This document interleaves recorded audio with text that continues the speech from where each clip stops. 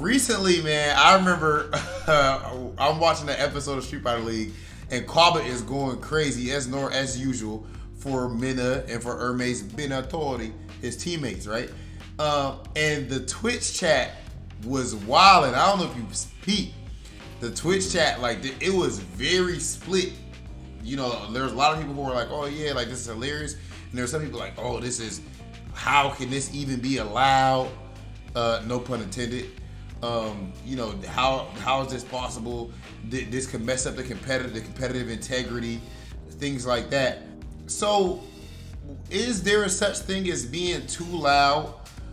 You know, we just had Red Bull Kumite. You guys had to play while we were in the damn cage right there with you, running circles while you fighting for your life and screaming to the top of our lungs, you know? But yeah, what do you think about this, bro? Is there such thing as too loud? Is this Kaba overdoing it? What I think is, we've had this conversation. We've already done it. You know what I'm saying? Like, this has been a thing for a while now. That, you know, Kaba, it's not just the Dominican community. It's specifically Kaba who takes it to that next level of showing that support for his teammates, his fellow countrymen, his friends.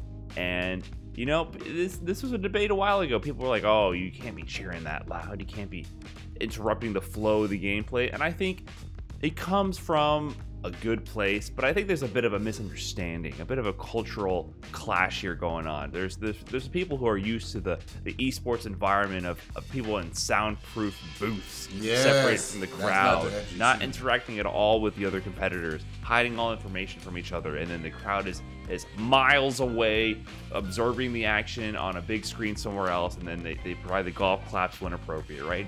That's not how it gets down in the FGC. Now, I do agree that you can't have people in the crowd literally touching you, impacting the game, waving their hands in front of the screen so that you can't see what's going on. There's obviously a limit of crowd interaction, right?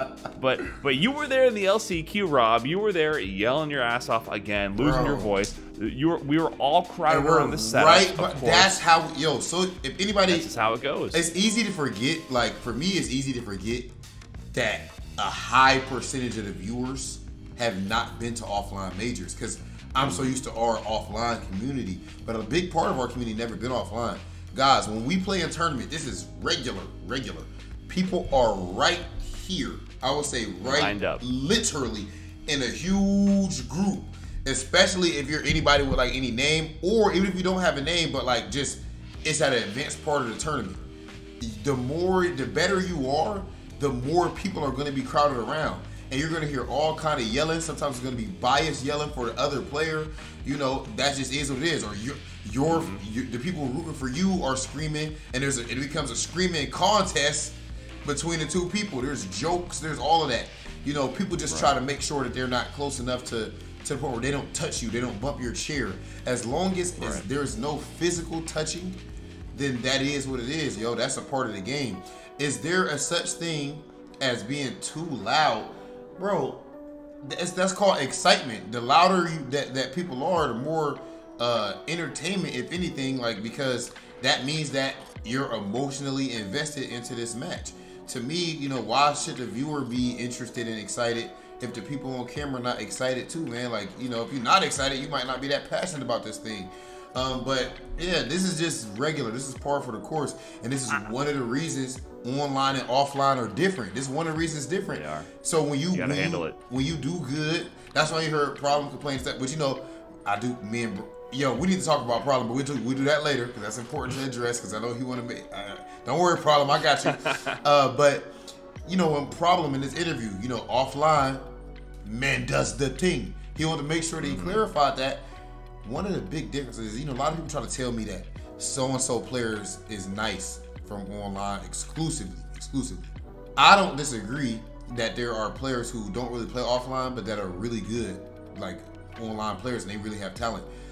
But the difference, I would say, is not even just lag or things like that. The difference is, well, of course, there's always going to be latency online, but the pressure is different. The environment is different. The people yelling right there behind you and all of that.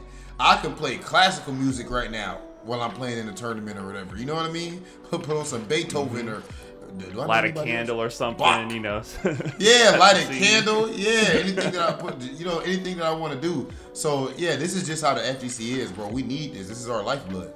Right. I want to give credit to the people who are concerned about it, because there is a limit. Let's be real. Like, there is, if someone is literally going up to you, pulling your headphone off the ear and yelling in your ear, that's obviously constituting like a violation, like trying to distract and hurt the performance, right? So obviously there is a limit. If Kaba is sitting directly in your ear yelling the way he does, I would say, yeah, maybe back up 10 feet if you're going to be at that volume. You know what I'm saying? Like, I understand where it's coming from, because Kaba is extremely loud with his projecting, but also you got to remember that when we're competing in Street Fighter League and in a lot of events, we got nice headphones. We got noise canceling headphones going on.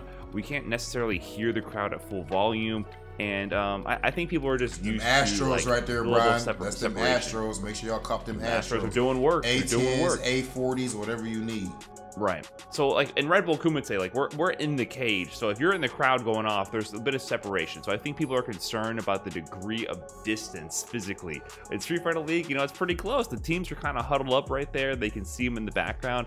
But Street Fighter League also has everybody mic'd up. You know, it's not like you're hearing Kaba necessarily, like, from the commentator's mic only. Bro, yes, far there's away. mics hanging down over the crowd. Right.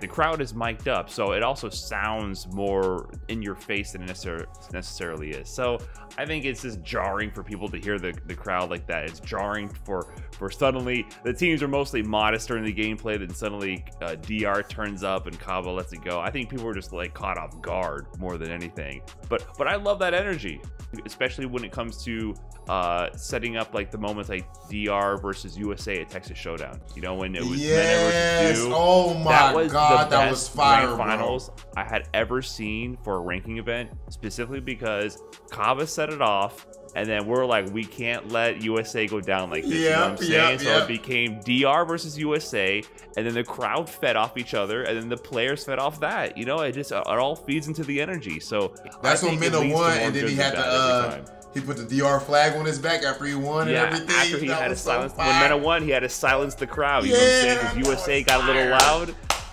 That's what you do. But see, that's my thing, bro. Just win. I know that sounds like a meme or something, but I'm serious. I swear to you, I love when people are getting hyped and whatnot. Like, because even if they're getting hyped and cheering against me, because you can shut the crowd up. Like, that's how sports go in general. You take the crowd out of it. But I want to make sure I also bring up the fact that, look, for all the viewers, y'all know Big Hollywood is always gonna keep it a buck at this point. Every single camera, and damn sure in my own goddamn office. So with that being the case, some of y'all just don't know what you want. And you need to look in the mirror and realize that, okay? I got love for the stream monsters, most of you. Some of you are ridiculous. But if it's loud, oh my God, cringe, stop. Why is Kaba doing so much? But then if it's all quiet and whatnot and there's nothing going on, then it's resident sleeper. If it's just super perfectly professional, it's resident sleeper. What do you want? You want this perfect balance and all that? Listen, we know what you want. My man Kaba knows what you want, and you just trying to act like you don't. In the end of the day, my man is bringing that hype. He makes it much more entertaining. And I want to make sure I clarify that like 99%, well, I don't know, 99%, well, Kaba is a little bit skewed, but I'll say at least 90% of the chat is loving it and laughing and find it hilarious what Kaba does, man. And I do too. So I feel like he's adding a whole lot to the show. And you know, hey, if we get offline back, like we just had the first big offline event with Red Bull Kumite and everything, if we do get offline back, you can expect a whole lot more of this, and not just from Kaba, man. This is just how the offline FGC goes, and I hope it never changes in that regard.